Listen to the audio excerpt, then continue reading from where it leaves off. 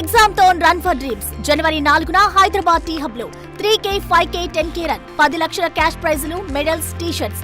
ఇప్పుడే రిజిస్టర్ అవ్వండి. Deputy speaker గారికి, గౌరవ ముఖ్యమంత్రి గారికి, మంత్రులకు, గౌరవ మంత్రులకు, సభ్యులకు, అధికారులందరూ కూడా నమస్కారం.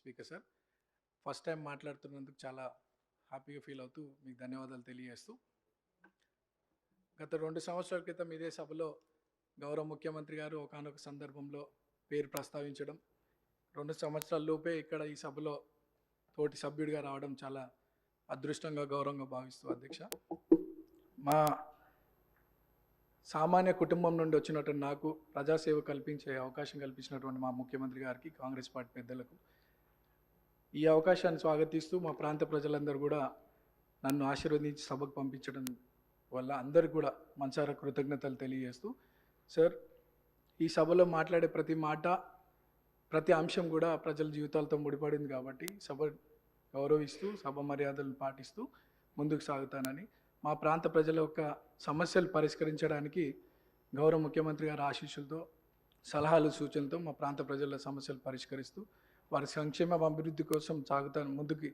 అదే నా లక్ష్యంగా పెట్టుకొని ముందుకు సాగుతానని. అట్లానే మా ప్రాంతంలో కృష్ణానగర్ అనే ఒక ఏరియా ఉంది సార్.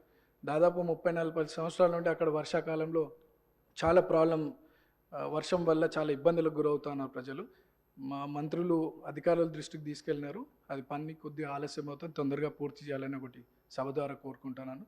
అట్లానే హైటెన్షన్ లైన్స్ మా ప్రాంతంలో ఉండడం వల్ల పదుల సంఖ్యలో ప్రజలు చనిపోయినటువంటి విషయం పూర్వంలో, అది కూడా అధికారుల దృష్టికి తీసుకెళ్ళినారు. అది కూడా అండర్ గ్రౌండ్ కేబులింగ్ ఫాస్ట్గా చేయిస్తే ఆ ప్రాంత ప్రజలు సురక్షితంగా ఉంటారనేది ఒక సందేశం మీ ద్వారా అందిస్తున్నాం అధ్యక్ష. అండ్ చాలామంది పిల్లలు కూడా అక్కడ చదువుకొని 10th తర్వాత ఫైనాన్షియల్ ప్రాబ్లం వల్ల చదువుకోలేని పరిస్థితి. సో అక్కడ ఒక ఇంటర్మీడియట్ అండ్ డిగ్రీ కాలేజ్ కూడా వస్తే బాగుంటుందని ఒక అభిప్రాయం తెలియజేస్తూ, నాకు ఈ అవకాశం ఇచ్చినటువంటి మీకు థ్యాంక్స్.